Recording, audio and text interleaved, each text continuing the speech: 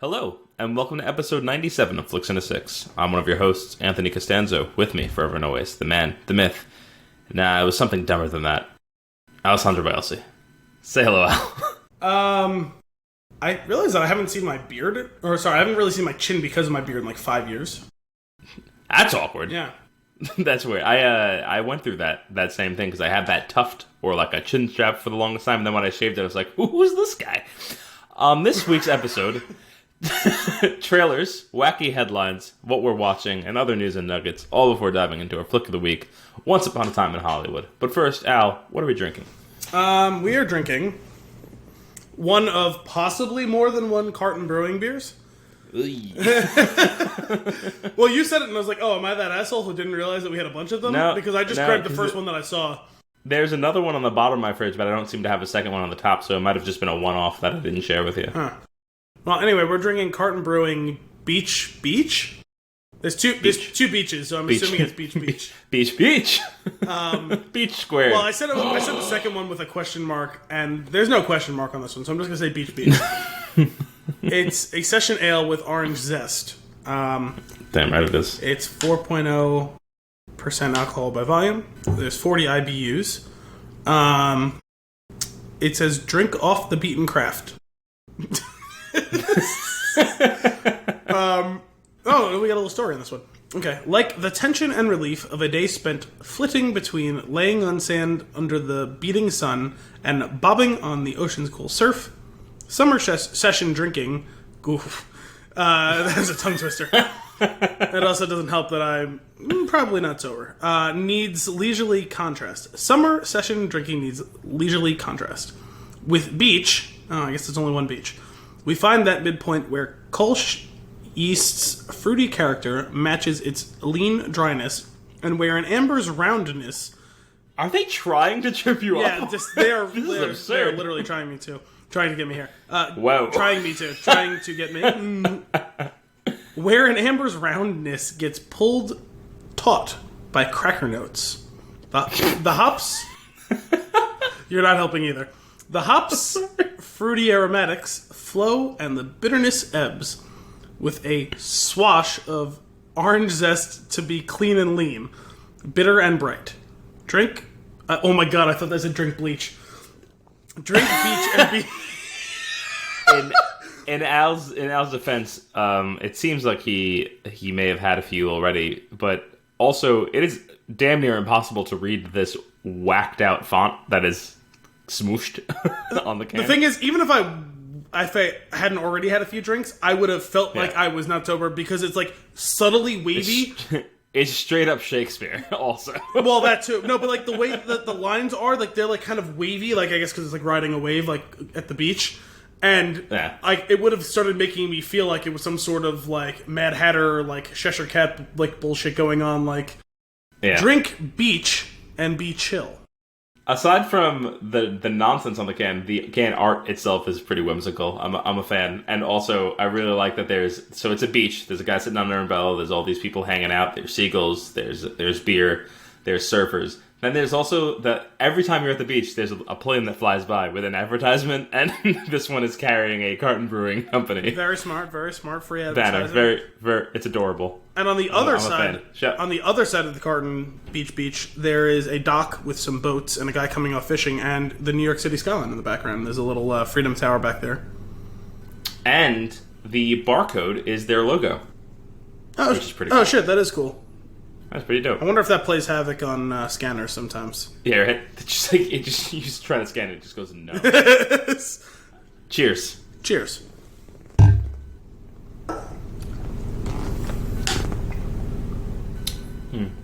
Now I've had this one. I like Carton a lot. I really enjoy their beers. They do this 077XX series where they 07747, for example, is my zip code, and they collaborate with somebody, like some other brewery or some establishment within the zip code. Nice. So like each of the 077XXs is slightly different. It's really cool. If you ever get a chance to have those, you should, because they're all different. So every time you see one, it's nice and tasty. That reminds me that I keep forgetting to stop at Newburgh and pick up their newest release.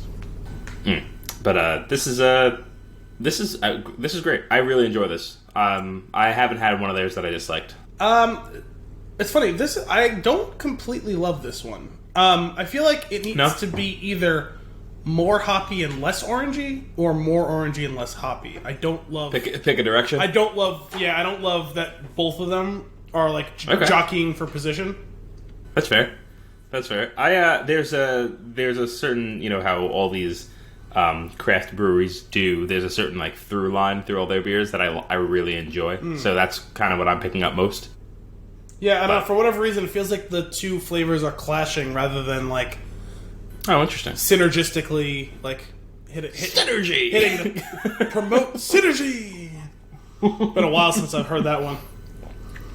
Oh man, like a boss.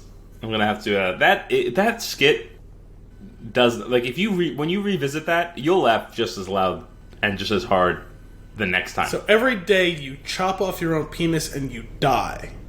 Yep.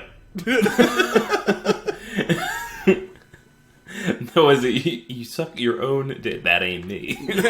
Nah, dog, that ain't me. Shit on Deborah's desk. Yeah, go. You got 30 seconds. Just go turn that on. Well, it's longer than get 30 a chuckle. Seconds, but... You only need 30 seconds though. It's a day. It'll lift up your spirits. Yeah, well, you gotta love the Sandberg. Yeah, well, was that full Lonely Island or was that just Sandberg and Seth Rogen? I think it was Lonely Island. Okay.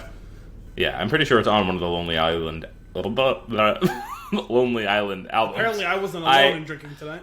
I rewound the tape there. That was weird. That was the Ace Ventura. Let's roll it back. That's what you slipped in. That's what was on your shoe, and that explains the abrasion on your palm. Damn, I'm good. I love those movies so much. I know you do. He's a gem. Getting back to this beer, though, yeah, I'm a fan of the color and the whole like they're saying, it's kind of halfway between like an amber and a Kolsch. Like I kind of dig the malt body of this beer, but yeah, I don't know, for whatever reason the extra notes with the hop like orange thing they're clashing weirdly for me. I don't know. It's getting a single thumb up on my scale. What does it get on yours? Yeah, well, I think when this goes onto our Untapped tonight, it's probably going to be like a 3. I feel like, okay, I'm surprised. I feel like you will just put random decimal points in just to infuriate me. Well, I can't do it completely random because it's on a quarter scale. Oh, is it? Yeah. Okay. So they're not completely savage. That's good. No, I'm not going to give this a 2.74. just make me furious. Like I see it pop up and it's. Then I'm going to start rounding it 6 decimal points. Oh man. Oh, is this like their aggregate scoring? Nope, he's just an asshole. Shall we get into some news and nuggets? I guess. All right. First things first. Andy Serkis to direct the Venom sequel. Damn it, that was one of those notes that I actually remembered. That's fine. Yes. Give me this. I mean, I know it's a low bar, but it's come on, man. I love me some Andy Serkis, and I want to see him do this. Well, the thing is, I saw this like 2 weeks ago, or almost 2 weeks ago, and I was like, we have to talk about this, because it was like Andy Serkis approached to direct Venom, ? And I was like, oh, that's kind of cool. And then by the time we were going to be coming around to us recording, it was like fully confirmed. And then since then, there's been like a million other things that have all fallen into place. Like, wow, they really unraveled this story quick. Yeah, I'm very curious. This is his directorial debut? I don't think so. No? I think he's directed a couple of things. I don't think anything big yet, but... No, I think he's already directed a couple of things. Let's see what he's got here. Man, he's got 6 credits. Maybe he'll play a villain? Oh! Mowgli, Legend of the Jungle. Oh, that's right. I was like, I know I remember hearing that he directed something, and I was surprised. Oh, is that upcoming? Why is that under upcoming projects if it's a... Oh, no, it's not. It's just a weird way that it does this. All right. And some TV movie, The Ruins of Empires, and Breathe from 2017. Not familiar with any of those. So, big, probably first very large budget thing? Yeah, that's what I'm saying. This might be the first... Oh, Andrew Garfield was in Breathe. Huh. Man, I just want to watch him in Black Panther again. Like, he's just psychotic. Yeah. He does it so well. He could have played a funky Joker. Yeah, I could have gone on could've board with made for that. an interesting He Joker. would have pulled that off. I wonder if he maybe would be some character in this Venom movie. I mean, there's definitely room for CGI character, so... Oh, yeah, absolutely. That would just be great if all of the CGI characters were his mocap. Like, there's something familiar about all of them. Well, what's his name they teased at the end of the last one, right? Was it Woody Harrelson as Carnage? Yeah. That was an interesting tease. I mean, at the end of the day, the movie's probably going to be fun, which is fine, because I thought the last one was fun. I mean, I knew going in it wasn't going to be groundbreaking by any means, but it was entertaining enough for me, and I want to see where this one goes. It definitely wasn't good, but I think I remember having fun watching it. Mm-hmm. Or at least parts of it. It was definitely too long. It's just silly. It's just silly fun. But I'm curious to see what he is as an actual director. We know he's a good actor, probably an underrated actor, not just for the motion capture stuff. I think he's like an actually good actor. Absolutely. And the motion capture stuff is incredible. Do you know, we never talked about it on the show, but I sent to you and Brian the CGI stuff from Avengers with Sean Gunn. Oh my god. Playing Rocket and walking in a low crouch below, next to all of them. It's insane. There's so many photos and clips of it. And the thing is, if you look really closely, you can see Paul Rudd trying not to laugh during that one I sent you. Yep. It's amazing. If you haven't seen that, you definitely go Google that. It is absolutely ridiculous, and I don't even know how he's moving like that. I know it's insane. I can tell he's not a short guy, right? No, he's. I mean, he's kind of gangly, but he's on the taller side for an actor, at least. He transforms into a small little ball that moves so swiftly across the ground. It doesn't make any sense. It didn't even look that unnatural for him to walk like that. That's just really funny because you don't think about that when you're watching, like when you're watching the actual movie like that. There needs to be something there to to actually throw the dialogue back and forth to like spatial recognition and all that. Like it's like I always think about Space Jam and how ridiculous that must have been. Oh yeah. Like what was going on that set? Well, yeah, I mean, like there's the joke about Amelia Clark talking about how the dragons were just like a stick with a tennis ball on the end of it. Yeah. that just. I mean, I guess it makes for a better actor, right? We gotta really sell it at that point. But back to Andy Serkis, I'm curious to see what he is as like an actual director. It sounds like he's really excited to do this, which is weird. That's what I was getting out of like the post and like the random quote polls. Is like he sounds like he's like already having fun conceptualizing how to pull it off. And apparently, like the script was co-written by Tom Hardy for the second one. Like they already have like a first draft on the script, I think. Huh. All right. Like that was what he said was like, oh yeah, like I already saw like the first like run at like the script, and he said, and whoever, I forget the name of the one screenwriter, and Tom have already taken a good look at it, and it was like an addendum, like he's referring to Tom Hardy. I was like, oh, okay. Oh, nice. So so people are. You know, I didn't find out until recently was I didn't find out until recently was. Did you know that Quantum of Solace was basically written by Daniel Craig? No. I found that out somewhat recently, and I meant to bring it up for the show, and I don't remember why I forgot to. But I found this out... So is that the last time he'll be... Well, no, what happened was that movie was... It was delayed. The production and stuff was delayed because it was supposed to come out during the big writer's strike 10 years ago. Mm. And, like, I guess they wrote, like, maybe a first draft of the script, and it sucked, and basically he was just like, well, this movie's never going to get made if someone doesn't actually finish the script, so he just tried to do his best to like rearrange and connect the dots off of an existing script. That's interesting. So like, it's not like he basically just tried to like make chicken salad out of chicken shit. Yeah, and I'm like, we still just got chicken shit, but sure. But that I don't know, not excusing it entirely, but I feel like that's a nice little anecdote to add on. Yeah, maybe I like, thought it was like you get that talk before you watch it. You're just like, no, before you watch it, just explain what happened with the writing situation. Yeah, I had no idea. Like it kind of, I mean, I do. Yeah, like I'm willing to give them a little bit more of a pass. I mean, Daniel Craig definitely hasn't been anything that was wrong with the movies that they've made so far. So, like at least Daniel Craig, the actor. Yeah, he's fine.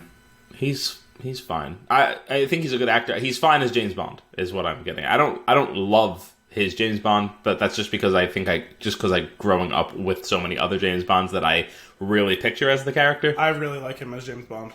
Yeah, I really like Casino Royale. He was so good in it. I actually watched the second half of it last night. So good. The whole torture scene is incredible. Oh yeah, it is absurd. I love it. I have an itch.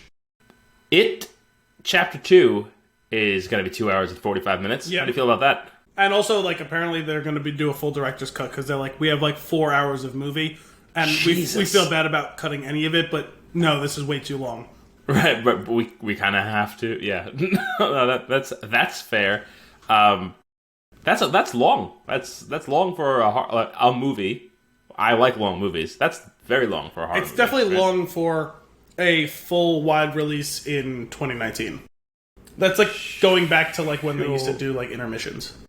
Well, how long? Well, the movie that we just watched was 2 hours and 40 minutes. We'll get into that. No, that movie's definitely an exception in a lot of ways.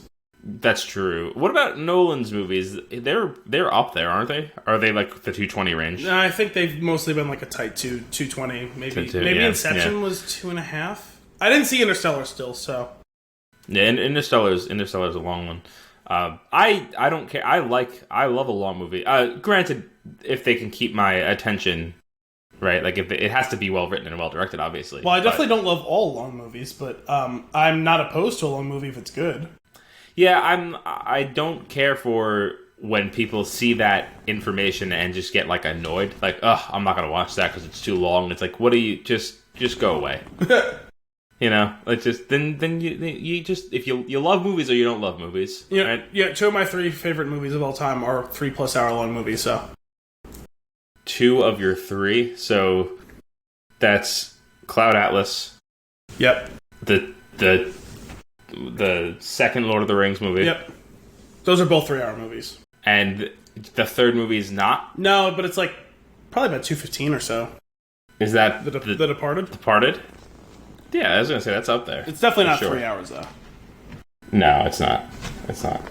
It's it'll take hours and years off your life just because of because of the trauma that you'll be put through. But no. Yeah, I like a movie that I'm excited to see. When I hear something like that, like, oh, it's 2 hours and 45 minutes, I get very excited about that. I don't get like, oh, I mean, Endgame, like, Jesus, like, you know, long ass movie, Fair. Very good long ass movie. Twice in one weekend didn't even feel that bad. Yikes. But yeah, 2 hours and 45 for it could be interesting. I don't know. That's gonna be interesting to be that tense because it's a horror movie. It's not like overly scary in my opinion to like other things that I've seen, but I'm still, that tension is still there, and that's really what kills me in those movies is like the long stretches of something not happening where you're just like, just do it already, because like just scare me and move on, is what that's what hurts. But doing that for the 2 hours and 45 minutes will be very interesting. I'm very excited. I also want to kind of curious now about this director's cut that you're talking about and when that'll be released and how that'll go down. I imagine it'll be on the like disc release of the movie. Yeah, I don't think they're planning on doing it. Maybe they'll choose to do it in a couple of small screenings or whatever, but I don't think that's the case. 'Cause I think it's going to be like down the line. Yeah. But I will say that one scene that's been like making the rounds on the trailer, that was pretty scary. With the whole where she goes into the house of the old lady and shit like that. Oh God, that you mean the 4-minute trailer? Yeah, yeah, that was too much. Too much. I saw a bunch of trailers recently that I mean, we did this last week also, but a bunch of new trailers that I hadn't seen before that. So I'm going to go through some of these. I'm not sure if you've seen any of them. Some of them I will be sending to you to actually look after if you haven't. But 1917, have you heard of this movie? I have not heard of it. This is from IMDb. 2 young British soldiers during the First World War are given an impossible mission: deliver a message deep in enemy territory that will stop their own men and Blake's own brother from walking straight into a deadly trap. What's amazing about this movie is the trailer is incredibly cut. Really? You need to watch the trailer for this movie because it gives me those Nolan vibes. It hits that similar like soundtrack as well to get that feeling out of it. Like also like highs and lows, like really good storytelling without giving anything away through the trailer. Like it's a really well done trailer, and I feel like those are few and far between. They're either giving you way too much or nothing. This is selling the movie to me in a really great way. Well, I gotta look it up now because I gotta know. I gotta have some context. Oh, Sam Mendes. Yeah. Sam Mendes is directing it. He directed one or two of the Bond movies. Let's see. He directed a couple of the Craig Bond movies. Oh, okay. Very cool. Benedict Cumberbatch, Richard Madden, Mark Strong, Colin Firth, Spectre, Skyfall. Interesting. Jarhead, Road to Perdition. Interesting. American Beauty. Oh, I didn't realize he did American Beauty. Yeah. But yeah, if you guys get a chance, you should check that trailer out because I am very happy with the way that is cut. This is an interesting cast. I'm interested. Another trailer that I saw recently was a second trailer for Ad Astra. Have you seen any trailers for this? Oh, I saw the first one. I didn't know there was a new one out. The one with Tommy Lee Jones in the trailer? I don't know. Whichever the first trailer was, I know I saw it. Okay, because there was one the first trailer that I saw, I was like, what is this? I got nothing out of it. The second trailer was a lot deeper, a little bit more of the story, trying to getting a hint of where it's going, and then I don't even think Tommy Lee Jones was mentioned or on screen or referenced even his character at all in the first trailer that I saw, which was very confusing. Well, he plays his dad. Yeah, so I love a good space movie. I'm a fan of the space movie. I still want to see that one that I mentioned to you a few weeks ago when we went to Best Buy. The one with Robert Pattinson. Yes. What was that called? I don't remember, but I know the movie, and if I see the title, I would remember it. Space movie. Space movie with Robert Pattinson. Well, because the thing is, I saw it like on the rack of like new releases, and I was like, "Is that movie?" And I looked up closer, and I was like, "It is that movie," but I don't remember what it's called now. Liv Tyler making her return to space movie. Oh. Making her return to space movie? John Ortiz. Oh. My aunt's brother-in-law? my brother's distant relation.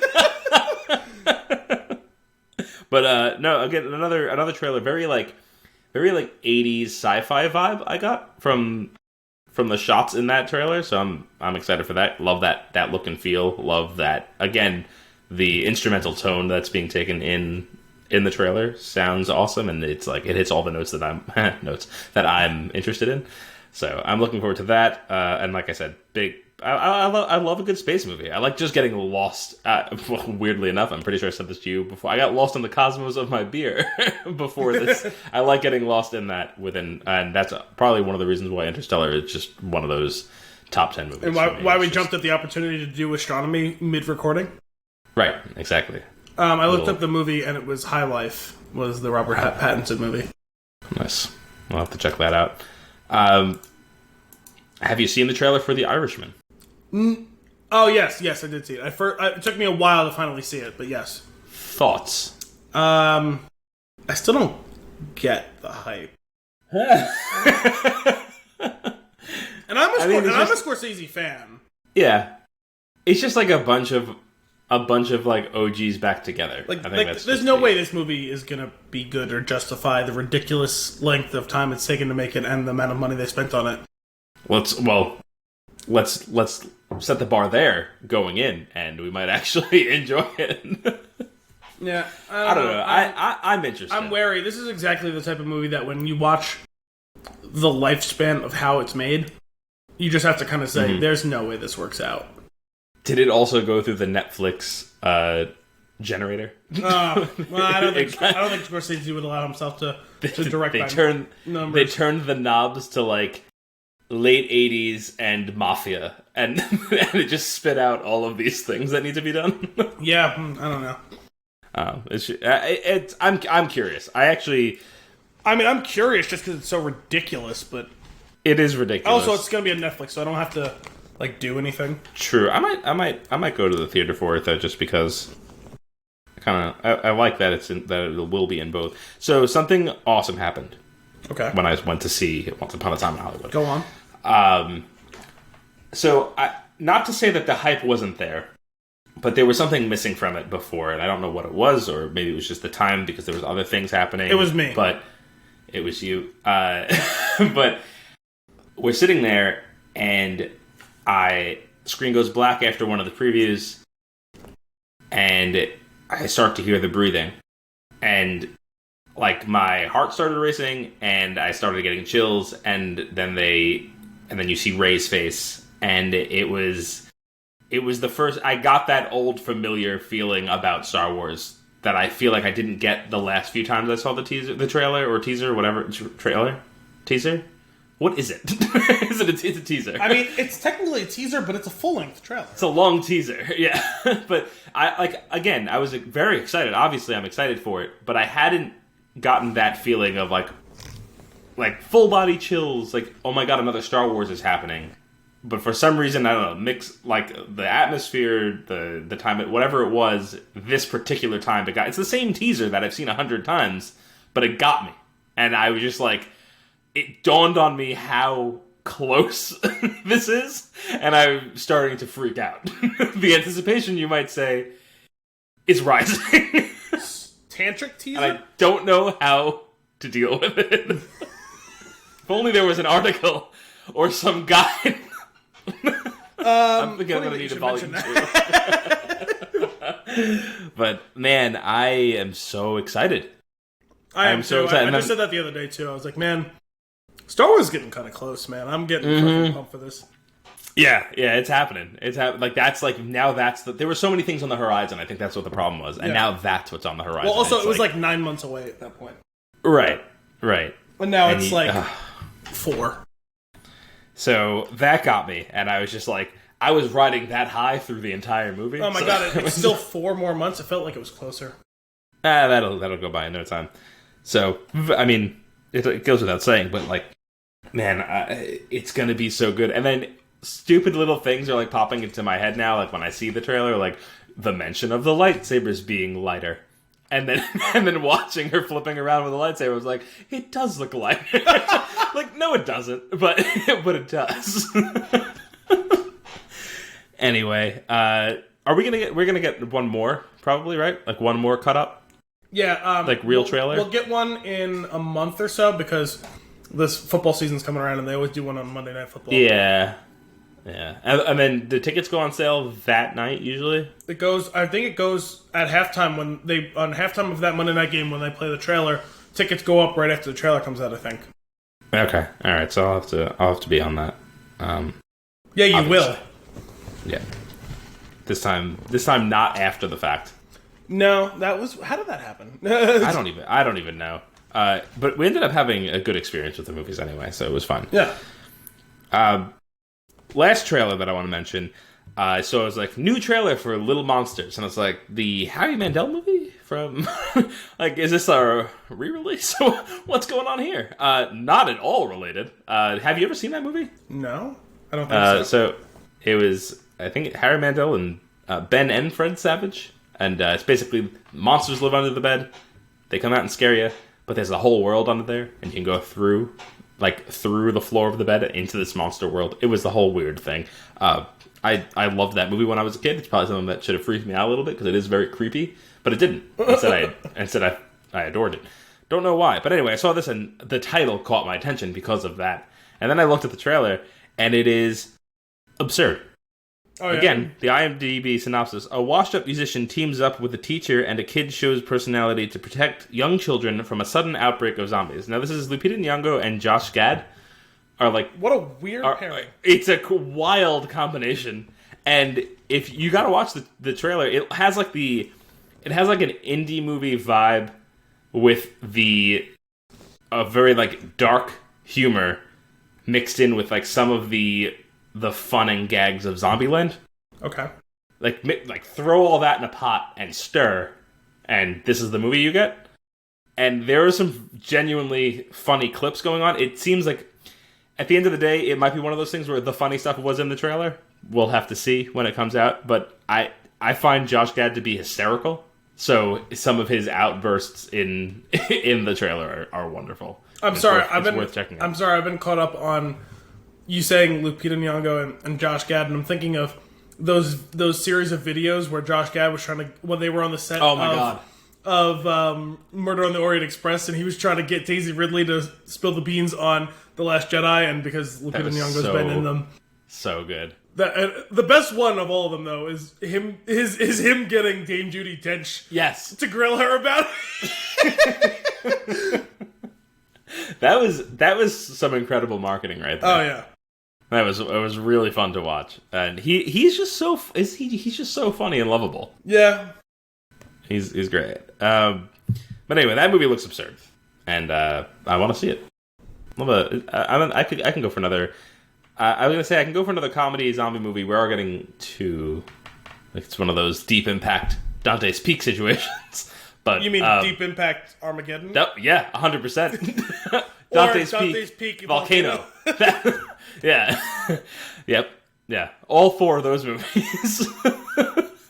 Yeah, I guess it was. We should do those movies. It's funny because those were in like a time where like disaster movies were, for whatever reason, a cottage industry, because those two couplets of movies happened within the same 2-3 year span. Yeah, for sure. That's weird. What's the one? Which of the volcano movies is it where the guy is like basically melting in front of his family? Was that Dante's Peak?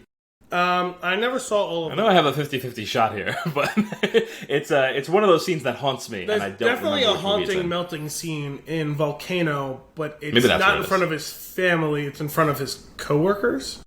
That could be it. It's the spoiler for a movie that came out 23 years ago, guys. There is a train spoiler. Somebody dies because of the volcano. Yeah. Is that what you're getting at? Well, I meant more of the specifics. There was a subway trapped, and the lava was going through the subway tunnels, and the train locked up, and everyone passed out because it was super hot in there, and they were locked in the doors, and they break into the thing, they get all the people out, and they couldn't find the conductor, and the guy who's leading the crew finds him slumped at the controls at the front of the train, but as he's found it, the lava is now under the train. That's right. And he's trying to run out with the guy on his shoulders. Yep. And by the time he gets to the back door, the lava has already passed it. So he jumps with the guy on his shoulders and throws him beyond the lava. And all the guys grab the guy, and he just slowly melts into the thing. Yeah, that's it. That's the exact scene. It's terrifying. It's up there with Quicksand. It's tough to watch. Tough to watch. That was it for the new trailers that I had. I did want to ask you, because I have something for this, is what we're watching. Oh, okay. So what are you watching? Nailed it. Oh, that's my cue. You wanted to ask me, but you didn't ask me. Yeah. It's like when you just half forget to say hello, Al, and I wait for it. I'm not going to say hello. Yeah. Not that I ever say hello, but... You give me a couple beats. Yeah. Try to throw me off. Well, I just finally watched the finale of the latest season of Archer that actually aired last week, but I was waiting to watch it with my brother, so... it was a really good season, which is good because I didn't really love the last two seasons. Okay. So it's back or not? Yeah, well, it's weird because it's still... Well, I don't know how much you know... I don't want to spoil it for you, because I know eventually you're probably going to plan on picking it back up. But somewhere down the line... I don't think plot points are that important. Well, that one was because they do a 3-season tangent, which is very on brand for something that for this show. Sure. Yeah. What aren't you getting about this? Yeah. Well, so in at the end of season 7, Archer dies. Okay. Or maybe he doesn't. Well, so what it was is they pick up in the 8th season, he's in a coma, and then it goes into his head, and the whole rest of the season they reorganize the whole cast around because the season before had taken place in LA and around Hollywood, and so this season after it, the whole thing is him having a coma dream about all of them being part of this World War II era, or I guess right after World War II era, LA noir drama. Right. It's really not a comedy at all. There's some funny stuff in it, but it's really a serious noir. It's darker. Yeah, it's super dark. It's meant to follow this one of those comic book type things, or those old black and white mystery like things. Like he plays a private detective. Yeah. The first episode, his partner is murdered, and he's trying to figure out who killed it. And he's caught between two different like mob bosses and all this stuff, and it's crooked cops and everything. And then the next season happens, and it's like an Inception thing where it's like further into the dream, and it's all of them reorganized into like a pre-World War II, like Indiana Jones style, like adventure, like serial. Oh my god! And they're like in like some South Pacific like island or like Samoan type island, and like him and he's like a I don't know, not a smuggler, but like he like is a pilot who like is like a freight pilot.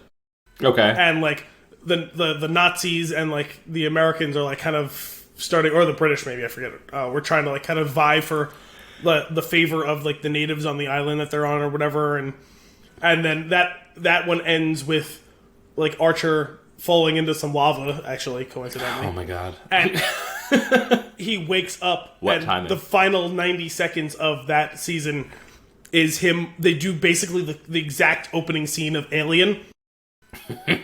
and they crack a joke like, oh god, we're doing this one now. And, yeah, so this whole season is great. Basically, it's not been strict to like Alien, although it's very heavily inspired by that, but there's like a healthy dash of like some Star Wars and some other like sci-fi things. That's fun. And the whole season has got along with that, and I won't say how this season ended in case anyone hasn't seen it yet. That show is bananas. I should give it its due diligence. I love it so much. Those episodes are what, they're like 20 plus minutes, yeah, right? They're not hour long. Standard like cable like comedy is.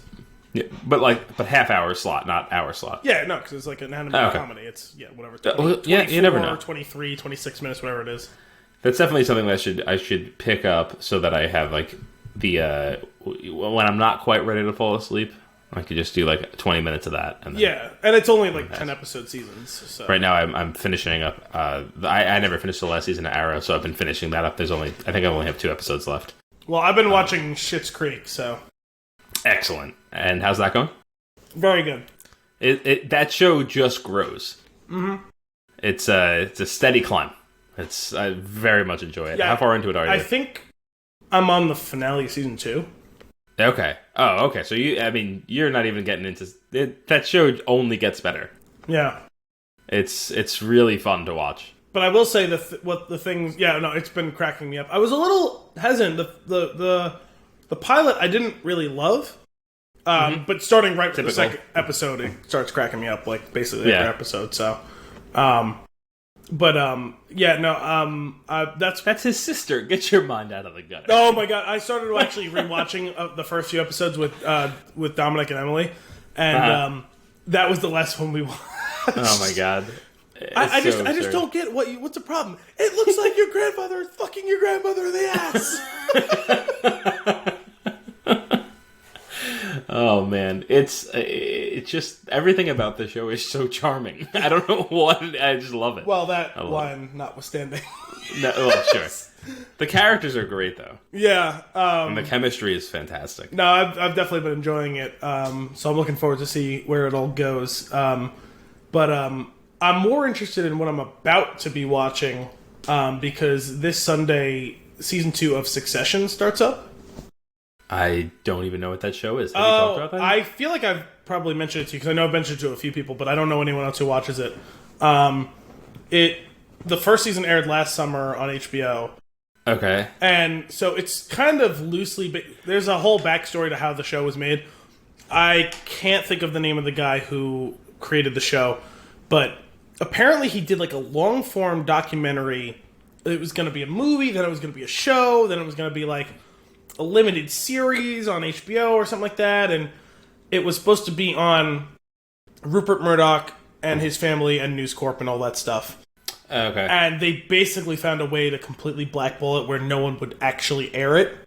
So he like never got it like shot and made or whatever, or maybe they started shooting like a pilot or something like that, and like it just like basically died on the vine. So he basically just like changed some names and reorganized it, and it became season 1 of Succession. Where it's like it's pretty friggin' obvious who they're referring to in all of this, even though it's all a fictionalized thing and it's a new They should totally, like, and in the series finale, just turn to the camera and be like, to be clear, this character is so-and-so. Well, I think that's how you get sued. But, yeah, so it's Brian Cox. You know Brian Cox? Mm-hmm. He plays the Murdoch character, who's, in the very first episode of the first season, he has, like, a stroke or something like that. And the whole rest of the season is everyone vying for their own little bit of real estate.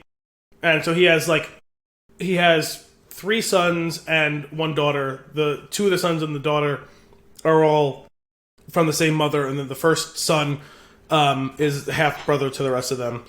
And so it follows, Brian Cox, the 4 kids. One of their, he's not their first cousin, I don't think, but he's some sort of second cousin or something like that. And the daughter's soon-to-be husband, they get married towards the end of the first season. And it's like all of them like scrambling for control of this like fiefdom in like American like mega corporations. Like they're all, right, billionaires and everything like that. And they're all just the worst. Every one of them. The worst! Yeah, maybe with the exception of Greg the Egg. But he's still also, by the end, pretty bad. I'm just gonna have to write that down so I can cut that clip out of context. Greg the Egg? Who's just generally really bad. So it's a really, really good show. It's basically, actually, you know what I had been thinking about it. I was like, it's basically a drama, but there's a lot of comedy, but I wouldn't really call it. When I saw someone like say something, and I should have made the association myself, but I was having trouble with it, and it clicked for me. It's a black comedy. It actually, in some ways, reminds me a little bit of The Death of Stalin. Okay. Where it's like, they can just go from serious to funny, but the funny is usually fucked up, and like, you know what I mean? Some of the I'll have to send you a clip, if I haven't already sent it to you or showed it to you. If anyone who's interested, look up the closed loop system. You will get a good laugh. Closed loop system. You will get just don't watch it at work, guys. It's bad. Oh God. Well, if you're watching it at work, just make sure you have headphones in because, actually, now that I think about it, I think my cousin Mike. Hey, Mike. I think my cousin Mike. I think Mike watches Succession. I think we might have talked about it a little bit last summer. Now that I'm thinking about it, but I think he's the only person I've talked to that I know who's watched it. But it was Mike watches the things. You can count on him to watch the things. Yeah. Especially high quality HBO stuff. It's not TV. It's yeah. It's really, really good. You should check it out if you get a minute. It's only been 1 season, second season starting this week, so cool. Sounds good to me. I just finished the series finale of Orange Is the New Black today.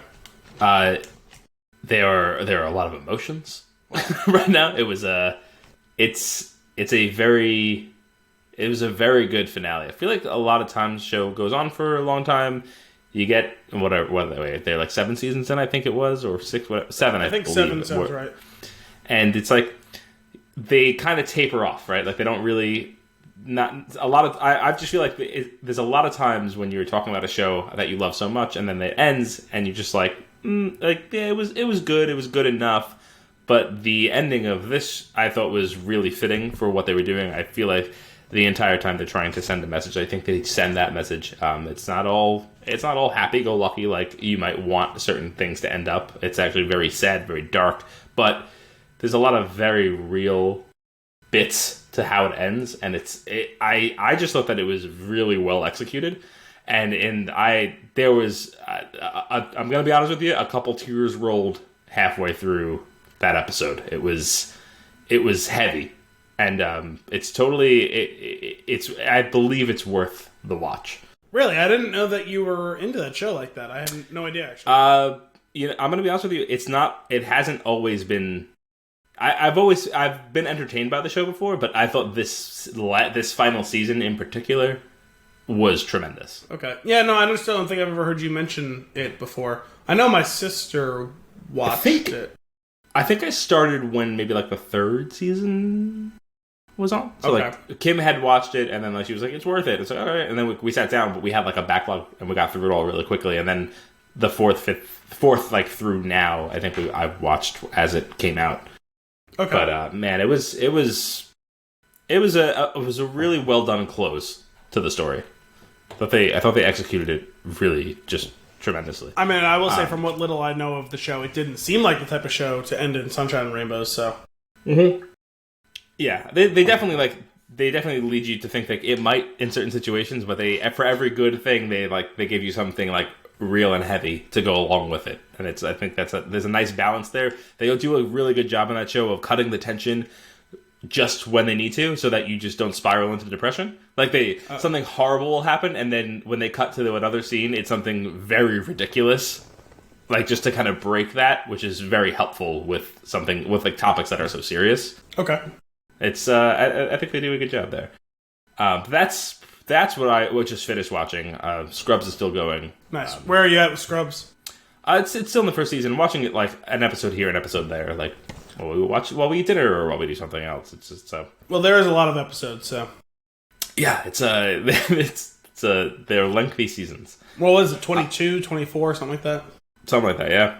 So, do you have any other news and nuggets? Yeah, actually. I have one short one that we really don't even have to discuss more than just, I'm going to mention it in case you hadn't seen it. Apparently, I believe Dune finished shooting its principal photography. But they also heard that. Pushed back the release date? Yeah, what was that about? I read that, but I don't remember what the reasoning was. I'm not sure if I even caught the reasoning. I just found that to be interesting. Yeah, that's strange. Well, usually that news goes along with, like, bad news. But they also said they were done shooting it, so it's probably fine then. Yeah. When does it come out? Well, I think it was supposed to come out next summer? But it's going to come back. It's going to come out in like the fall or early 2021 now. Oh, interesting. That's strange. That's not common, right? I mean, there's been some things like that. I mean, didn't they do that with The Last Jedi? Did they? Or no? Yeah, they did, right? No, because that came out. Yeah, but originally I think it was supposed to come out in May. Oh. And they pushed it back 6 months, and I think it was... Into the right time slot? That makes sense. But then they didn't do the same thing with the Solo movie. Yeah. Oh, interesting. Are you interested in that movie? I am. I don't know why. I think just because I like the director and the cast and everything. Sure. Yeah, no, I am interested, even though I've never seen the original one. I do want to. Are you gonna try to see the original before seeing? Yeah, well, I have plenty of time now. Yeah, well, that's true. So we'll plan on that for a year and a half. We'll do a double feature episode or whatever. Awesome. We could do a 3.5 hour episode. That's very respectful to our listeners. That's right. Where we definitely talk about the movie. Do you have any other news and nuggets? It's good. Oh, no, see, I think the movie was actually scheduled to come out on my birthday in 2020. Oh, okay. Instead, and it just got the hell out of the way because you're going to be busy that day. Exactly. I got it. Oh, I am going to be busy that day because I'm going to be turning 30. You're so old. Well, I will be then. Hey. But now I think it's getting close to early 2021, but I don't see the date. What else you got? Concerning odd news. Oh? From Disney. They had like one of their big earnings calls or something like that. Uh-huh. Or, like shareholders calls, whatever, same thing. Hang on a second. My computer's messing with me. I'm trying to expand this because it's tiny. If you're fed up with this is from NBC News by Daniel Arkin from yesterday. If you're fed up with remakes, you're not likely to be pleased with Disney's plans to take on Netflix. But if you'd like to see an unsupervised child fend off a home invasion for the 6th time in 29 years, you're lucky. In an earnings call Tuesday, Disney CEO Bob Iger announced that the company plans to reboot Home Alone, a franchise it scooped up after its $71.3 billion acquisition of 20th Century Fox for its upcoming streaming service, Disney+. Aren't they rebooting something else, well, too? that's why I'm reading it like this. Oh, okay. Well, in my newscaster voice, but still. My slightly buzzed newscaster voice? I don't know. We're also focused on leveraging Fox's vast library of great titles to further enrich the content mix on our direct-to-consumer platforms, Iger said on the call. during which he also revealed plans to reboot Fox franchises Night at the Museum, Diary of a Wimpy Kid, and Cheaper by the Dozen for quote-unquote a new generation. It was not immediately clear if the reboots would end up as feature-length films or series. Disney Plus, slated to debut in November, will feature movies and shows from Disney's sprawling catalog of animated favorites, as well as popular titles from Pixar, the Star Wars saga, the Marvel Universe, and National Geographic. The news about Home Alone stirred up mixed feelings on Twitter, where scores of users pleaded with Disney to keep its hands off the 1990 original, and fans posted GIFs of Macaulay Culkin to express their dismay. Yeah, I think you should leave certain things alone. That in particular, because that should... you need to go back and watch that as an adult and go, wow, what a shitty kid. Like, that's what you get out of that movie now, and I don't want to lose that. Well, I will say this. The tweet from Macaulay Culkin, where he said this is what an updated Home Alone would actually look like. That picture? Yep. Yeah, it's rough. It's a rough picture. I'm glad that he can now laugh at himself. Like, I'm glad that he's in a good enough place that he can laugh at himself for how ridiculous he's become in the last 20 years. Yeah, it's good. It's a good place. Oh, man. Night at the Museum is another interesting thing to reboot. Like, just... Is it, though? But why? Well, yeah, that's more what I was getting at. Oh, no, it just seems like a bizarre choice. Like, it's fine, it's fun, it's entertaining enough. Why? Why is that the well you're going back to? I guess I could understand a reboot of that, but...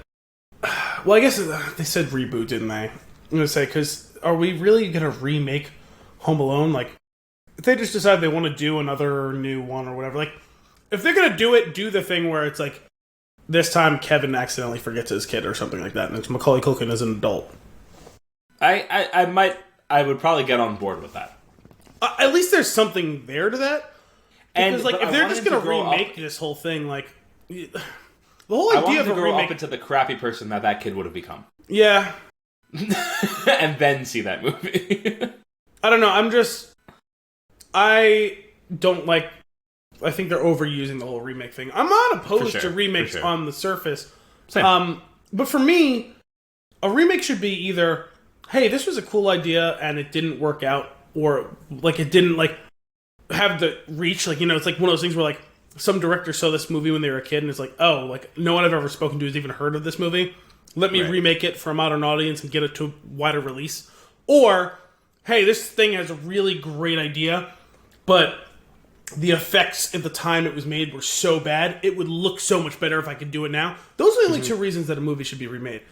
And, like, the embargo on that should be longer than, like, 20 or 30 years. You know what I mean? Like, we should be talking about, like, you shouldn't really be remaking stuff that came out, like, 1990 and on, which, like, Home Alone came out in 1990. Yeah, it is. It's strange. I'm more forgiving of it. I'm not a fresh idea. I'm okay with. I do like if it's a thing I really love. I usually don't get upset about it. I usually just watch it just because it's like, oh, more of the thing I like. I really enjoy remakes with video games. I like when they're brought up to date. They feel a little bit tighter. They tighten it, and I don't know that. Like I'm okay with remakes. It's just like, I think I need to be shown the thing or the concept of what it can be, because if I just hear that, like a reboot of Home Alone, I'm immediately going to go, why? Like, you didn't... It wasn't 3 you trying that, and it was just horrible? Like, what are we doing? Just leave it alone. It's fine. Like, there's nothing... I don't know, there's just that... But, again, if you have a great idea, you have something really interesting you want to do, I think you need to lead with that. I understand that in the time that we're in, you're going to get this information so fast that you will hear the title before you know what it's about. So they may have that. They may have a reason to do it. But I don't know. We'll see. I won't fully dismiss it until I see a trailer. The problem is a lot of these things, I wonder if they do it just to hold on to the trademarks. It isn't there. There's got to be other ways to deal with that, though. I don't know. That seems like a very expensive way to hold on to a trademark. Well, there was a lot of speculation that was what happened with the Garfield Spider-Man. Oh, and the Fantastic Four. The Fantastic Four, yes. Train wreck, yeah. Yeah, that's true. But yes, if there's, depending on how those deals are written, like whatever the language. Yeah, those those deals, a certain amount of them had to be made over a certain amount of time. Otherwise, they would revert back to Marvel, which is now owned by Disney, and Sony didn't want Disney to have it. So right. Weird. Yeah, we'll see what happens. What other news and nuggets you got? Do I have one more? I don't know. I lost my notes page. No, that was it for me. All right, this is great because I'm going to do a reading segment. Ooh, you're going to do a reading. I am, and it's going to be a little bit different from yours. I'm not going to read you the bulk of the article. I'm going to read you the title. I'm going to let that title marinate, and then I'm going to read one excerpt. And then it's going to be on the listener to decide if they want to read any more. Spoiler alert, you will. All right, so here's the title of the article from The Hollywood Reporter. Nicolas Cage explains his dinosaur skull fiasco and hunt for the literal Holy Grail. Oh my gosh, I heard this on the Levitard show. Did you really? Yes, although it was today's show, I think, and I didn't get to listen to the whole thing yet because I don't get to listen live anymore since I started my new job. Oh my god. Unless I'm in the car for 6 hours, which sometimes happens. Fair enough. So, well, then allow me to read the excerpt. Well, basically what I had heard was some guy profile. Was it David Marchese? Is that the guy who wrote this? Ryan Parker? I think that must be a covering what this guy wrote, like a long-form profile of Nicolas Cage. And they were teasing that they were going to have the guy who wrote the profile on the show. And okay. He was saying, he profiled him, including his metaphorical and literal search for the Holy Grail. Yep. Now, allow me to read you this one quote. This is a Nicolas Cage quote. Quote, "The dinosaur skull was an unfortunate thing, because I did spend $276,000 on that," he told the magazine. He told the magazine's David... What would you say? Marchese. There it is, David Marchese. "I bought it at a legitimate auction and found out it was abducted from Mongolia illegally, and then I had to give it back. Of course it should be awarded to its country of origin, but who knew? Plus I never got my money back, so that stank." End quote. Yeah, that's why he makes 10 movies a year. I'm not even joking. Gotta get those dinosaur skull money. That dinosaur skull money. Well, I mentioned to you on the show before. I've talked about it, right? Which again, I heard, for some reason, the Levitard show is obsessed with the insanity of Nicolas Cage. Sure, as we all are. I mean, how can you not be? I told you the story, right, about him buying that house in New Orleans. Yeah. Stuff like that. He owns like a castle in Scotland too. Yeah, they told us that story on the ghost tour that I went on. Oh, really? Yeah. Oh, that's right, because you were in New Orleans. Yeah. Absurd. I encourage you to read the rest of it. It's a good read. Well, I want to read the profile that Marchese wrote too. Yeah. Which I'm sure this is referencing that. Yeah. What an interesting man. Yeah. That Nicolas Cage. I hear his name and I just see the ridiculous face-off face. Like, that's like immediately what pops into mind. The one I always think of is the one that always turns up in GIF form. And up until like 3 weeks ago, I didn't even know what it was referencing to. And it was Vampire's Kiss. I don't know if you saw the movie or even heard of the movie. No. Well, but I'm sure I've seen the GIF. I'll have to find the Ringer article from a few weeks ago about it. It was about like the making of that movie, and it was literally, pun intended, batshit crazy. That? Did I tell you that Matt Berry was a guest star on one of the episodes of the season of Archer? No. He voiced a living weapon of mass destruction. Wonderful. Named Mr. Deadly. Who could only achieve his one true purpose in life of, detonating by someone else giving him the order to detonate. And he spends the entire episode trying to get someone to get him to detonate. Oh my god. And also, if he gets... That's a good shtick. If he gets killed, he will also detonate, because one of them, that's exactly how the shtick, plays out, because he goes, "Yes, I will need one of you to say the words, 'Please detonate.'" And they're all looking around, and they all turn and look at Cheryl. and they all immediately tackle her and like cover her mouth. That's excellent. Oh man. Well, Nicolas Cage aside, shall we get into our flick of the week? Yeah, I guess. Once upon a time, ... in Hollywood. Etc., etc. Titles. From IMDb, a faded television actor and his stunt double strive to achieve fame and success in the film industry during the final years of Hollywood's golden age in 1969 Los Angeles. Nice. This is a long one, this movie, and I really enjoyed it. How did you feel about this? I feel like you're on the fence, I feel like, with Quentin Tarantino. Am I? Yeah, I've said that my running thesis for a while now, and I've seen all of Django, all of both Kill Bills. Mm-hmm. Am I missing one that I've seen all of? Inglourious Bastards? I've seen the first, 3 or 4 chapters of that. I've seen all sorts of... I've seen a lot of Pulp Fiction, but never all at once, so I had struggled to keep it properly oriented in my mind. Sure. I didn't see Hateful Eight. I really want to see Reservoir Dogs, and I just haven't gotten to it. We should. That'll be fun to do. That one I've always really wanted to see, and I just haven't gotten to it. And then we'll get to that one. And I never saw From Dusk Till Dawn.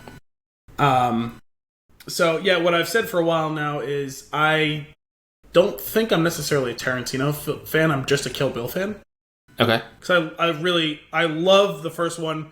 And there are certain sections of the second one I really love too, and the rest of it is fine. And altogether, I like the movie, but I really like the first one. So, how did you feel about this movie? I don't get the hype. I don't get it. Yeah, no, it was fine. I will say, talk about tightening. This needed more than a tighten. This needed to come out and say lose the weight. That's interesting. Yeah. Okay. It mostly in the transition from the first to second act. Predominantly in the second act. They could have easily cut 20 minutes of this movie, and I probably would have enjoyed it a lot more than I did. Although I will say that it's... No, go ahead. Say it. Say what you will say. I will say the second I walked out of the theater, I thought, I'm going to need some time to think about this movie and probably see it again eventually, because it just was very much not what I was expecting.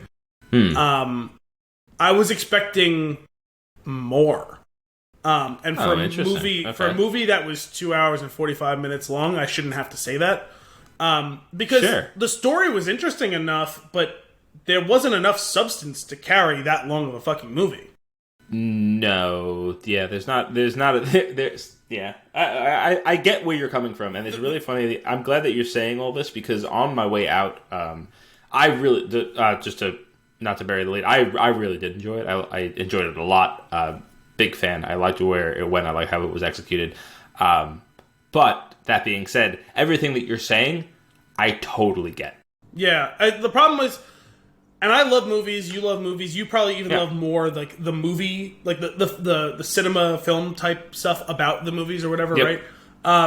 Or like the lore of all of that behind the camera. This is a movie that, like, I know it's a love letter to Hollywood, especially the golden age and all that, and the 50s and 60s and 70s, and which is impressionable youth of Tarantino and all that stuff. Like, this is what he grew up watching. But this is one of those movies, like a movie that from a few years ago, Hail Caesar, where it's like, this is a movie for people who are absolute cinephiles and absolutely people who grew up in that time period. Like, this is weirdly a movie that my dad would probably like a lot more than I did, because he's going to have the actual nostalgia that I don't have because I didn't grow up watching these things. Whereas he's going to get a lot of the references to it. But this is one of those movies for, like, Hollywood insiders. Like, people who, like, worked in the business or grew up watching this stuff. That's fair, because I could see a level of it that is there that I don't get. But I could, like, but like you're saying, like, you could see that there's something there. I enjoyed it a lot more, it sounds like, than you did at the end. I like the way that his movie rolls on. I like that he makes a meal out of every scene, and how just the frame lingers just almost a little bit too long. I would say a little bit too long, but I enjoy it. When the movie's over, I might have been on the other side of it. Was like, well, I think Kim and I were talking about like how like, oh wow, like, she said she looked at her watch like in the like probably in like that final portion of the movie and thought that there was going to be much more. Didn't think that we had gotten there yet. And well, it's definitely abrupt towards the end, right? It is. The pacing gets insane. But I think that adds to, like, it's like the pressure relief valve on the tension that has built for the last 2 hours and 10 minutes. It also feels like it was 1.5 movies, not just in length, sure. but in, like, the first 2 acts, even though I didn't love them, felt consistent and coherent. And the third act feels tacked onto it. It's interesting. The way that I kind of saw it was in the first two, like the first half of the movie, it's more of like that the world establishment, the like building the characters out, trying to see where they're going, getting like wondering what's the mystery here, where we're going, and then realizing that like no, we haven't gotten to that part yet. But in this case, though, a time jump of that nature and that abruptness is distinctly an inelegant solution. I actually thought it made sense. I thought it was like we're going through this like zoomed in piece of how these people are living their lives and what's going on in their lives, and then we are pulling out for a minute and coming back another time just so that we can connect to a different area of it. And I liked that. I thought that was good. I feel like a good way to take that. I feel like that time jump served like the ellipses in the title of the movie, in which like I understand functionally how that works, but there's something that's been cut out there. You know what I mean? Oh, interesting. I don't know. I didn't think. I thought it was more of like right now, like you know what's going on based on what we know about the characters so far, based on what we know about how they've reacted to things in their careers going forward. Like, and we give you the very strange Kurt Russell narration. You can now pick up what's happened in between. But like the beginning of the first and beginning of the third act, which again the whole 1.5 movies thing, like it's bizarre. And I understand where you're coming from. I could see not. I just really enjoy I think it's a very different style. With pulling on a lot of like, there's a lot of influences that you can pinpoint. Throughout the whole Western and the Western was kind of cool. And, I definitely liked some of the mechanics of the movie and certainly some of the sequences and scenes. But this movie feels like too rough of a cut for a Tarantino movie. Like it feels like it's lacking the overall product, not the screen, the scene by scene stuff, but overall it feels like it's lacking the polish of the 9th movie in Quentin Tarantino's. Oh, that's interesting. I didn't feel that way at all. I really feel like the time jump, if it happened almost dead center to the movie, it could have worked as this is part 1, this is part 2. Instead, because of the imbalance of it being just the third act of the movie, it feels really awkward and tacked on. Strange. I think what you're saying makes a lot of sense, and I could totally see. And this is from someone who I actually like. I enjoyed the third act. Like, yeah, and I totally get where everything that had happened before led to that. It just feels so imbalanced. I think the asymmetry made that final scene even bigger than it already was. Yes, but because of how much they chewed up the space and the time with the first 2 acts, comparatively, it feels like the third act is rushed. Even though functionally it isn't, because it's being compared to something that's much bigger that should be treated as equal weight. It feels like it was left out, or it feels like it was given short shrift. Yeah, that's fair. I think I just see it differently. I like the weirdness. I like that it's not cookie cutter or like. I will say this. Apparently, I was doing some reading before I saw this movie. I did some more reading on it after I saw the movie, just to try and understand the proper perspective, because I understand that, like, the lore of Tarantino is as important as the movies themselves. Meaning the lore both on and off screen. Because there's, like, a cult following of that guy. And that's fine. I don't begrudge people that. I understand why people like his stuff so much, even if I don't necessarily. But the thing is, I feel like I get it more with some of the other movies, and I don't get it with this one. Because I feel like he's being given a pass for this movie specifically because of all of the credit that he's built up with the other ones. But from what I understand, the first 5 or 6 movies that he made, he had the same editor, and that person hasn't edited the last couple of movies of his, and that's why there's been a perceived downturn in quality. Especially, it seems, actually, I'm surprised to see how unanimously even big Tarantino fans aren't a huge fan of The Hateful Eight, from what I understand. Yeah, I've heard that as well. I haven't gotten the chance to see it. I've heard that. I didn't see it. My brother said he didn't like it, but I don't know how big... I mean, I know he loves Django, and I think he likes Inglourious Bastards, but I don't think he's as big a Kill Bill fan as I am. Mm-hmm. And I don't think he's seen the early ones. But, yeah, from what I understand, yeah, the editor that he had for the first, I think it's 5 movies, he hasn't had for the last 4 or something like that, and so there's been some jarringness to that, too. Yeah, no, it's for sure. I mean, yeah, you hear all different things. From what I've heard from folks that I know that are fans of his work that have seen it, they weren't super keen on this one. They thought it was okay. They didn't like that. Like that was the general feeling that I was getting. I personally liked it a lot. I really did enjoy it. What I find interesting about it is in someone else's hands, the scenes that were long and drawn out, if you were to describe the scene on paper to me, it would sound very boring.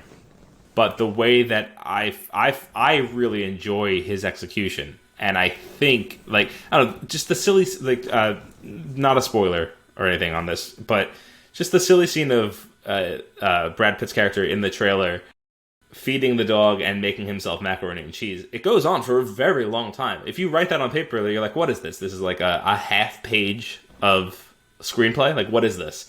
But the way that plays out and the length that it goes to, I just feel like you actually get a lot out of the character. You just understand bits and pieces from their mannerisms, from the way they move around the screen, from how they're interacting with inanimate objects on.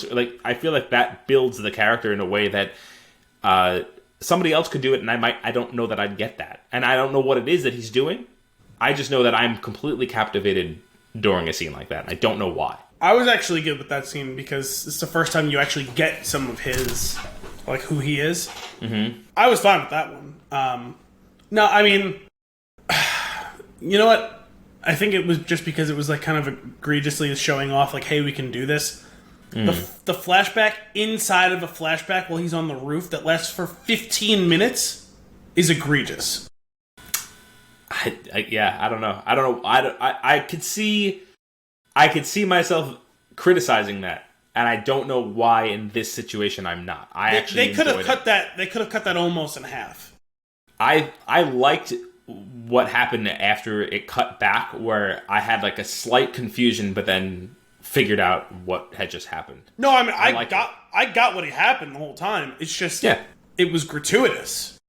I don't know. I again, he making a meal, I said earlier, he makes a meal out of every scene. It's a very long thing. There's a lot in there. There's a lot packed. It's also a long scene, but there's a lot packed in there. By the end of this movie, I felt like when you realize that you're an asshole at Thanksgiving and you ate not 10% too much, but 50% too much. Every scene doesn't need to be a meal. Some of them can be snacks. Yeah, that's fair. I think I just enjoyed it more than you did. But I liked parts of the flashback thing. The whole thing with when they finally explain why it is that that Kurt Russell's wife hates him. Really interesting the way they leave it open ended, even though you know what the end of that story is. Right? And although it's not how open-ended is it really, because if you watch, and it could be one of those things that's continuity error, except it's not, because it's very clearly done as unreliable narration. If you watch, she moves a couple of times when they cut, and his arm keeps shifting with the gun. Yep. So, that whole thing, very interesting. The whole thing with Bruce Lee, although apparently it really pissed off Bruce Lee's family. Yeah. That whole thing was really interesting. It's a very comical scene. Yeah, that was actually a really good scene. But that was only 2/3 of that 15-minute flashback. Sure. I was fine with that. The whole sequence with him like ready to shoot his like guest appearance on whatever Lancer was at the show. It's just too long. Some of it was really good. The both scenes with the little girl, really good scenes. Yeah. Totally on board with all of that. There's a lot of extraneous shit they could have cut out of all of that.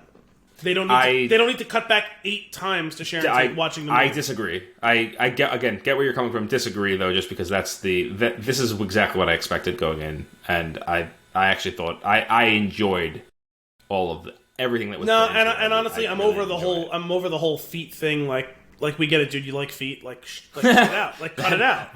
Just cut it out because one of those whole sequences was just showing it over her feet. I get it. Mm-hmm. You might just not like. I enjoy a lot of his style. You might enjoy 50% of his style. Yeah, which is fine. That's all but the thing is, like, the problem is he's at a point in his career, I think, where he knows he can be gratuitous. Who's going to tell him no? Problem is an interesting way of putting that. I don't think it's a problem. I think you have a choice to see the movie or not. There is no problem here. I mean, what's the actual problem? He's made his mark. He can do what he wants to do with his movie. If you don't like it or you don't want to watch it, don't. Yeah. He doesn't care. I guess so. It's just one of those things where... But the problem is if some of that stuff feels like a middle finger to the audience, though. Like, I don't mind you baiting and switching the audience occasionally to keep us on our toes. And yes, I used toes on purpose there. But I don't know. Some of it just feels kind of like a middle finger. It's like, you're going to get on board and like it because you're here. Like, it's like, well, no, I don't. Like, I like a lot of the other things that are going on. Well, I think that's the perspective that you're coming from, though. I don't think that's it's not a forced thing. It almost feels a little bit like you're talking about a little bit of buyer's remorse there. Like, you feel like you need to, but you don't.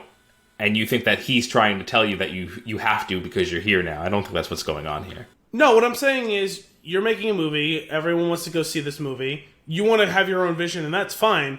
Just know when to rein yourself back in, or put someone in position who can rein you in, because it's obvious that he doesn't have that person. But why? Like I said, I love both Kill Bill movies, so it's not like I don't have any baseline. It's not like I keep going to the movies and don't like them, and like I keep like banging my head against this wall, like I'm keep stepping on the rake. I've liked some of his stuff. I've liked whole long sections of his stuff. I didn't love Django, but I liked a lot of it.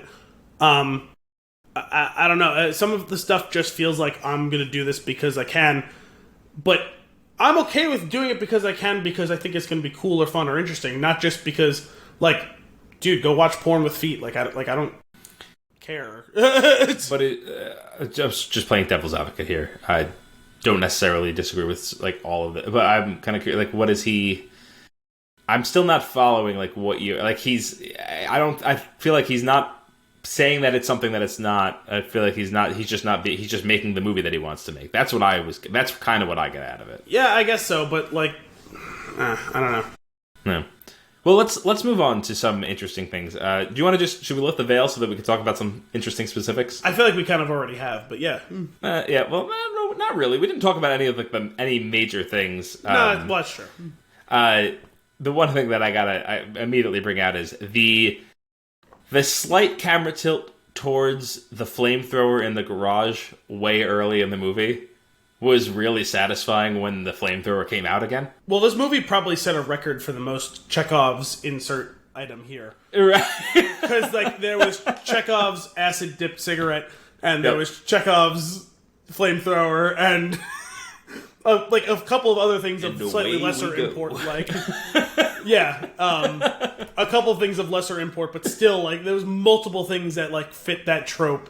Those two being the biggest ones that intertwined in that whole final sequence. Yeah, the as soon as she came out, I was like, "This is what's happening next," and I cannot wait for it.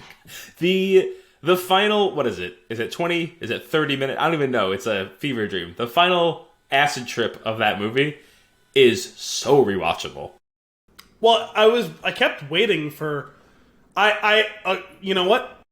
To go back against what I'm saying, he restrained himself on the gratuitous violence until the very end. Yeah. Did the whole, I'm not going to do it. I'm not going to do it. I'm not going to do it. And then he did it. To me, that is mature movie making. You know what I'm saying? Like, I will happily give him credit for that because I actually thought it was to this movie's credit. Because I had been wondering how are you going to fit this in? Yeah, how is that predilection going to fit in this movie, like, writ large across it from start to finish? And it doesn't, and it's because it wouldn't have fit. If he had done it, it would have been a bad movie, probably. There wouldn't really be a great way. The only other scene was the scene where he beats up the guy at Spawn Ranch, and again, that was earned, so, like, I'm totally good with it. That was him beating that guy up was so satisfying. Yes. Yeah, because they were annoying, you know what I mean? Like, they really were. And, like... I know you. What's his name? I'm the devil. Here to do the devil's work.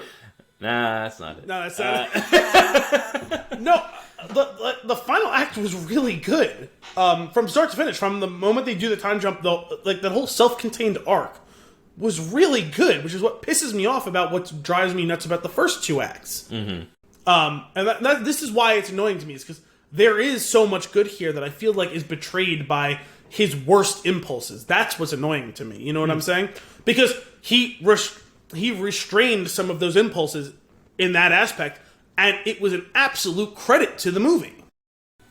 Yeah, I like the restraint played out well in that it made that finale just fantastic and so much fun. Yeah. As gruesome as it was, you can enjoy it and have that fun because you didn't have so much of it going in. The sicking the dog on him with was just the way when that kicks the whole thing off. It's just like, oh, you're just like, and here we go. You know? And then, oh my god, throwing the can at the girl's face. Well, again, maybe not quite the Chekhov thing, but again, I was kind of like, I'm like, eventually he's going to use that can as a weapon, right? Yeah. And it's going to be brutal. Early on, when he opens the can and drops the food out, it's just like, let me be very clear. You see how the food thunked out of this can? Let's be very clear that this can is heavy. Yep. That's what all that scene was for. Mm-hmm. Oh my god. The psycho is coming up to the house. The Manson family. Also, I love that the one girl stole the car. Yep. She was also in Stranger Things and was awesome in the third season of Stranger Things. Oh, really? Yep. Their interaction in the car, their conversation, it's so absurd because it's like real people doing this very not real thing, but having a real conversation in the middle of it and like being like bickering and being annoyed with each other and like going off on it. Like it was just so outlandish and bizarre. I loved everything about that scene. Oh yeah. It was so ridiculous. Tex got wrecked. Tex got his face stomped in. Yeah. Yeah, I was. Yeah. Yeah, it was. That was crazy. When Brad Pitt's, I can't think of his actual name in the movie. When Cliff arrives on the farm, that I always enjoyed those tension building scenes because I do know like there's a good chance there's not going to be anything that happens, but the way that it plays out, like it's very eerie.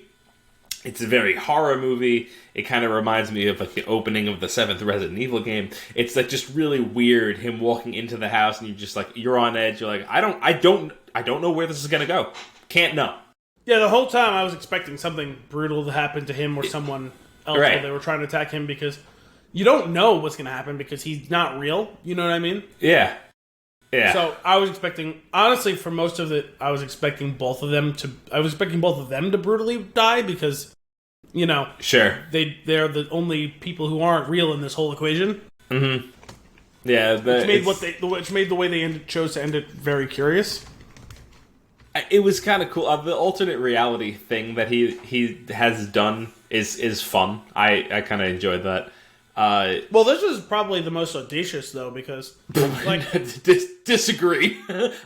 Just watching the rest of Inglourious Basterds. No, I know how it is, but the thing is, You can choose to end it the way the movie did or the way it ended in real life. Either way, the U.S. wins and Hitler dies. Fair, okay. Like, you can change the story, but the ending's the same. This changes the history altogether. This changes the history altogether. Yeah. Okay, I got you.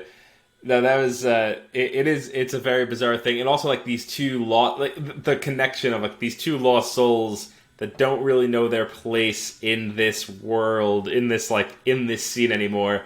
And they get to go, they recognize each other and kind of get to go on another day with that recognition and, like, actually live out their lives rather than it being taken away was kind of cool. Well, I get it, and I looked into it, it's like, okay, it's a deeper metaphor, and the fact that she survives is, trying to preserve the innocence of her and the innocence of Hollywood before it became, and I know some people have looked into the history, and hindsight's 2020, Sure. that whole brutal murder in real life kind of reflected itself in where the more brutality in Hollywood itself picked up in the ensuing years. Even though it wasn't right the next day, it's kind of easy to tie those two things together. And I get all that. And I'm actually okay with it. But, I'm just okay with it. Like, it didn't really move the needle for me, you know what I mean? Sure. What it is it's sentimental. And that's fine, but it's also like a little fantastical. Imagine it just smacks as slightly cheesy to me. I don't know. Mm-hmm.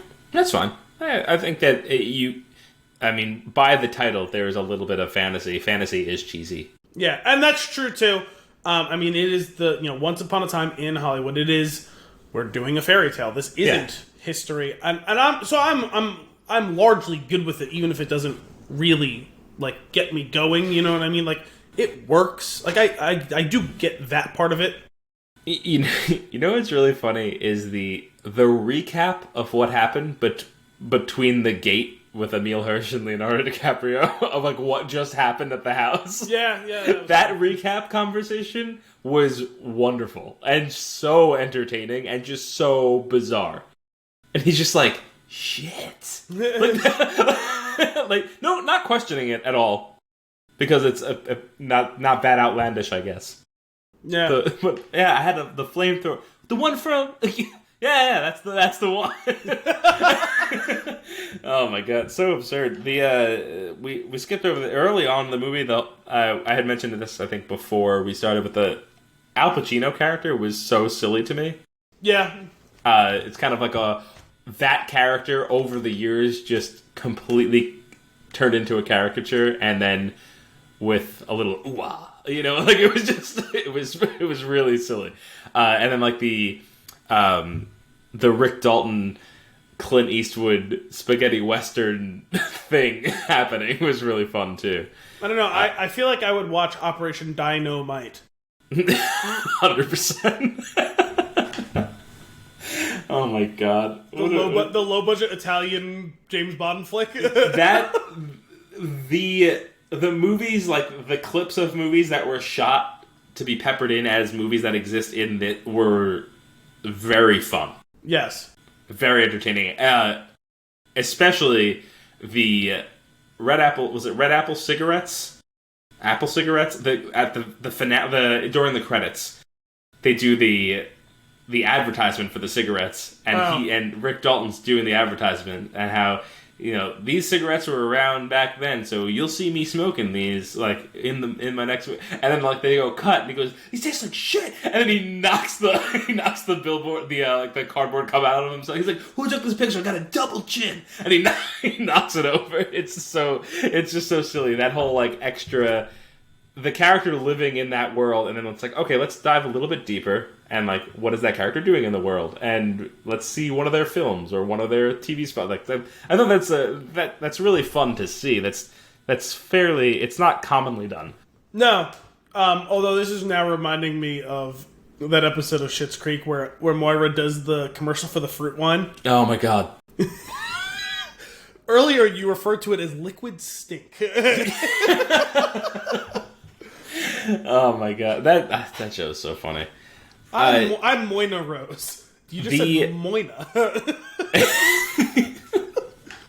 One of the things that I really, really enjoyed was, and this is, I think, knowing that the pacing was slow, knowing that we don't actually know where the movie is going sometimes, like we get lost in the world a little bit, is the scene between Rick and, was it Maribella, the little girl? I forgot what her character name was. Oh, the scene between Rick and, was it Maribella? So what I loved about that scene is it's just at the junction in the movie where you're starting to you might be like pulling back a little bit, you might be kind of forgetting where we're going, what's happening, and they just do like this rapid recap within the movie, talking about the book within the movie that they're shooting in the movie, and it just, all of that happening is just like this just ridiculous, like, layered sundae of like effect that's happening, and I just really enjoyed that. I thought it was so much fun. It's like, just like let's just enjoy the Western aspect of the Western style that can be like seen across the entire film, and then seen within the film in the movie, like the Inception Western. Yeah, there's definitely some metatextual stuff to all that. It's the Western in the movie and the Western in real life. Right, he is a Western, and that little girl was hysterical. That was a great character. So awesome. I didn't realize, it took me a minute because I recognized the name. I didn't recognize him with his getup on until afterwards when Kim brought it up. But Luke Perry, I imagine this is his final. Yes, his performance. That was his final thing. Although I didn't recognize him at all for whatever reason. I think it was because at that point in the movie, I had a long day and also had gone to the gym. And I barely recognized him, and I had seen him a lot in Riverdale. So like I thought I would have recognized him, but I didn't. Well, no, I was just saying some of the parts of that movie, and this is part of why it drove me a little nuts, is even though I didn't actually fall asleep, like I was getting to the point where I was almost going to be dozing, where like I was actively fighting it off. And I was it's the worst. I was like, can something just happen to like jar me? Like I needed that scene where he beats the shit out of the guy at the ranch to like jolt me like awake. You know what I mean? I needed that added adrenaline boost, and I couldn't do like my thing when I'm tired and like where I start slapping myself in the face, like because it was going to make a lot of noise. There's a lot of people in the theater. But yeah, no, I totally did recognize him, and then I saw it later. I was like, oh, that was Luke Perry. Okay, yeah. So it was cool that it was like him and Timothy Olyphant like doing the whole thing. Yeah. For whatever reason, even though he's in the movie for like 90 seconds, Damian Lewis as Steve McQueen cracked me up. Mostly just because that hair looks fucking ridiculous on him. It was absurd. It was absurd. And like I didn't get the whole thing. Like I knew he was playing Steve McQueen in that scene, but I was just like, "Huh, that's it." Okay. I know it's a whole thing that he gets a million like famous actors in his movies, and I actually think that a lot of that's cool. Even though you're getting him for like to say 6 sentences or whatever, like, or like Michael Madsen for like 2 sentences. You know what I mean? Like, I'm actually good with all those things. I think they're kind of cool. Well, they all seem to be, everybody that's in the movie seems to really be having a good time doing what they're doing. Well, there's a bunch of people I didn't even like catch were in it. Like I said, I didn't even catch that was Luke Perry. I didn't catch like Lena Dunham is one of the people on the ranch or whatever. Like didn't recognize her. Like, although the girl who did they even say her name? I can't remember. Dakota Fanning. No, not her. The one Margaret Qualley, the one who he actually picked up in the car and was talking to the whole time. Okay. And this is again what I was saying. Like the whole feet thing is gratuitous. Like she kept cutting to her like with her feet on the fucking windshield. Like, okay, we get it. But she was good in it. Two characters from Yoga Hosers. That's just over my head. She was one of the main characters in The Leftovers, so.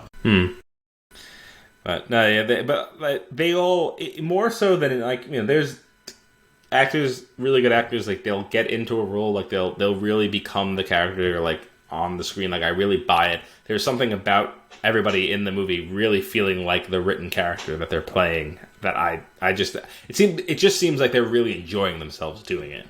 I think there was probably something pretty meta to some of the casting, especially DiCaprio and Pitt. They both, I wonder if especially DiCaprio ever got uncomfortable with it because some of it felt too on the nose. A little real.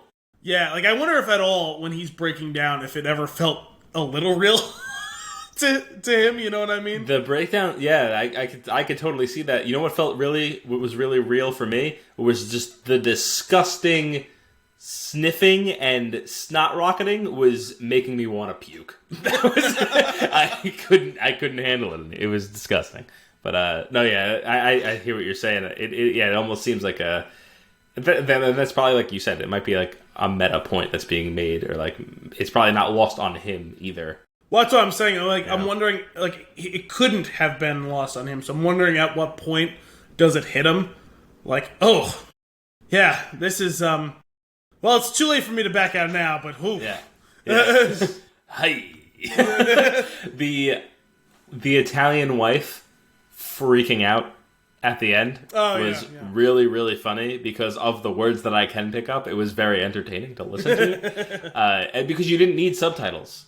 Yeah. You knew exactly what she was saying. Like, it was so funny. And you know, how about at the very end when the dog runs to the room to go inside because, like, now it's scared? Like, what? After all of this trauma, I guess. Yeah. It was so silly. Anyway, at the end of the day, I really did enjoy this. I would give it like a 6. That's fair. I would give it it's an 8 for me. Like, I didn't actively dislike it. You know what I mean? No, like, I got you. Plenty of it that I liked. It's just, I don't know. I just ended up being disappointed with it. I would not be surprised if the general audience is on your side or lower on the scale. Yeah. It wouldn't surprise me. It didn't seem like everybody leaving the theater enjoyed themselves as much as I did. The funny thing is it's weird, but it seems like you kind of alluded to that my perspective is weirdly hewing close to some of the diehard fans of his. Mm-hmm. I would have felt like I would have been directly opposite, because I feel like those people are here for the Tarantino experience, the good and the bad. You know what I mean? Mm-hmm. And I just didn't want the bad. Like, if it's easily identifiable that this is bad Tarantino, then it's something that needs to be cut out of the movie. You know what I mean? Like, he is a self-aware dude. Like, he should know, hey, my fans aren't even here for this thing. Why am I putting it in the movie? You know what I mean? It could also be the fact that he's now getting to the point where he can do fully what he wants to do, and people might not like that, which is fine.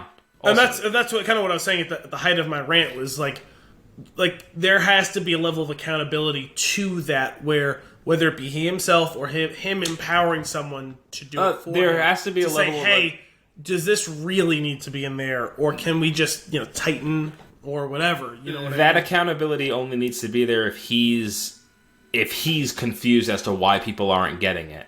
If he's not, how would I know if he's confused? I don't know, but I'm just saying, if he's not coming out saying like, I don't understand like why, like this is me, like it feels more like that he did what he wanted to do, and he's not really apologizing for it or not caring so much. It's just the movie he wanted to make. That's what I got out of it, and I think that's okay. Well, I hear the term unapologetic thrown around with these sorts of scenarios a lot.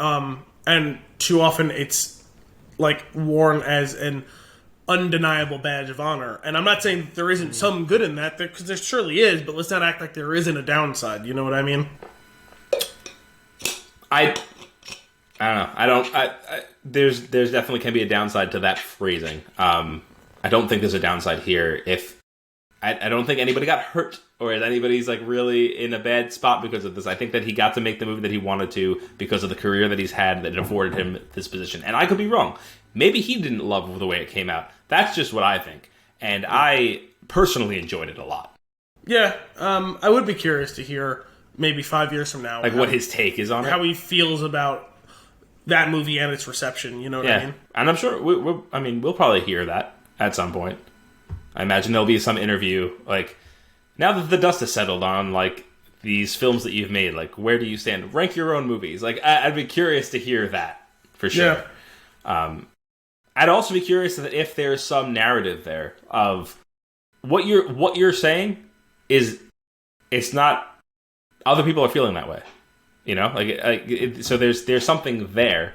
I'd be curious what that translates to into his story and his words of, like, is this the thing that he wanted to make, or is the previous thing the thing that he wanted to make? Did he feel lost when he made it, or did he feel right? I'm just curious. I don't care. It doesn't matter to me. I'm just curious. I feel like it would be a very interesting story to hear. I just wonder what, and I'm sure it's a moving target, but I just wonder at what point I made the movie I wanted to make, and this came out exactly how I wanted to. Like, at what point that's a negative instead of a positive, you know what I mean? Like, we obviously didn't hit it here because I would still say the good outweighed the bad, you know what I mean? Sure. But, like, at what point is being a slave to that mentality a problem? If this movie could have been an all-timer, but it was held back by very easily identifiable flaws, you know what I mean? I know what you mean. I don't know. I'm more asking it as a question than... as a hypothetical question. Sure, I just don't know in what situation it could actually be a problem. It's just again, if it's not, don't see it. Don't go after his things. If you know what I mean. I don't know. I just don't see it. It's not really a problem. It's just art. It's just a thing that he's making. It's just a thing that these people are working on together. Well, I wonder because if Hateful Eight is considered a flop and this one is viewed as being less than unavoidable, you know what I mean? Like, it's like something that's not like you have to go see it. Does this start to be the beginning of the end? You know what I mean? Is he losing steam? Like, he's talked about 10 being his final one. You know what I mean? Like, is this not a cry for help type of thing? But you know what I mean? Like, is this kind of a I don't have the gas to get me across the finish line type of deal? I guess is what I'm asking. I don't know. I feel like there's also like we're fans of a lot of different types of movies. We're fans of a lot of film in general. I think there's also there's something interesting here. Of like, it doesn't matter, right? It's his stuff. He can do what he wants. He doesn't owe. I don't think personally that he owes anybody anything. Like, he doesn't. Yeah, he might have fans. That's fine. But like, let's now if you take that into like a Star Wars or a Marvel property, a thing that had like, it's not yours at the point you're making it. It is at that point the community's thing, and you are trying to do it justice. Like, I feel like there's a difference there. I think even for an auteur though, I don't like he doesn't owe anyone anything. I think that's a cop out. I'm not saying that there isn't some truth to that, or to some degree that should be true. I can be on board with that. But to act like you don't answer to anyone, he doesn't answer to me, but he answers to the fandom at large. Those people propped him up. He had to have the ability and the talent and the creativity and everything to get there, right? But it is a relationship. It's not a one-way street. And you as a fan have the right to be annoyed or disappointed, and you can vote with your wallet. Sure. Well, I don't actually like that mentality either, vote with your wallet. Because until I've paid for the movie and seen it, I don't know if I like it or not. Well, okay. So maybe you get, fool me once. Like, if you didn't care for it, don't go see his next one. Yeah, I guess that might be the case, yeah. I don't know. Like, I'm not gonna get on board with this one, just because it's just, I don't think that, like, I don't know. I think about Kevin Smith, too, right? Like, the last few movies he made were movies he wanted to make. Yeah, and I had no interest in seeing them. Right, and you didn't, or you saw whatever you saw because I wanted you to, because we wanted to do something. Like, that's fine. Like, that's he went in there. He was vocal about, I'm making the movie I want to make. And that's fine. I would say maybe the difference here being that I didn't get that vocalization. That I'm not making the next Quentin Tarantino movie. I'm making the movie I want to make. Like, if maybe there's a little bit of a disclaimer that should go along with it to help the audience, if that would make you feel better about it. I don't think that that's necessary. Yeah, I don't know. But anyway, at the end of the day, I really enjoyed this. And that's pretty much, I don't have any other like scene notes or things to go over. Do you have any other notes? No, not really. Well, then that's it for this week's episode of Flix and a Six. We hope you enjoyed it. As always, if you have a movie for us to review or nuggets for us to discuss, you can send those requests to flixandasix@spintune.com or tweet us at @thespintune with the hashtag FLI6. Tune in next week for more movie and beer goodness. Until then, I'm Anthony Costanzo. And I'm Al Bielsi. Thanks for coming out.